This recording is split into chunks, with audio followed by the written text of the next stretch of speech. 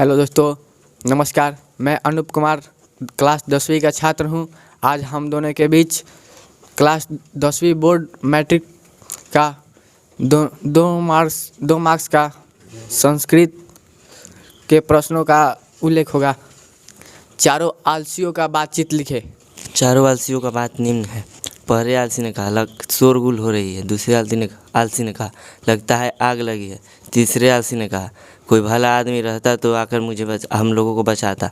चौथा आलसी ने कहा कि कितना शोरगुल करते हो, सो और सोने दो। मंत्री वीरेश्वर का स्वभाव कैसा था? मंत्री वीरेश्वर का स्वभाव दानी और दयालु था। ये रोज़ सुबह अपंग, गरीब और लाचार लोगों को दान देते थे। दान स्वरूप ये भोजन और वस्त्र देते थे। इन्हीं लाइन में कुछ आलसी लोग भी मंत्री वीरेश्वर से आकर कपड़ा और वस्त्र ले लेते थे, जिन्हें दिन में कुछ काम नहीं करना पड़ता था और वे दिन भर इधर उधर घूमते हुए व्यतीत करते थे।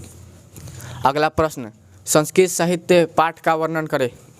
संस्कृत साहित्य पाठ में संस्कृत की लेखिकाओं का वर्णन किया गया है। कहा गया है कि संस्कृत भाषाओं में महिलाओं की भी अहम भूमिका है, जैसे पंडिता छमा राव, गार्गी, डांडी, तिरलंबा, मिथिलेश कुमारी मिश्र इत्यादि।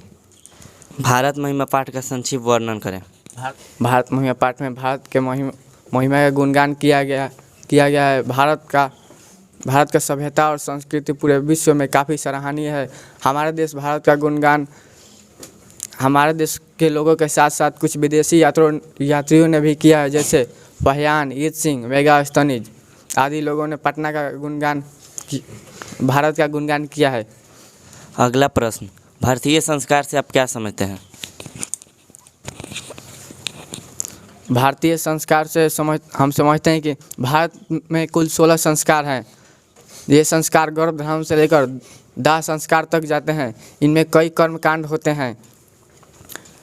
आजकल हमारे भारतीय संस्कार को देसी लोगों के साथ साथ विदेशी लोग भी अपना रहे हैं।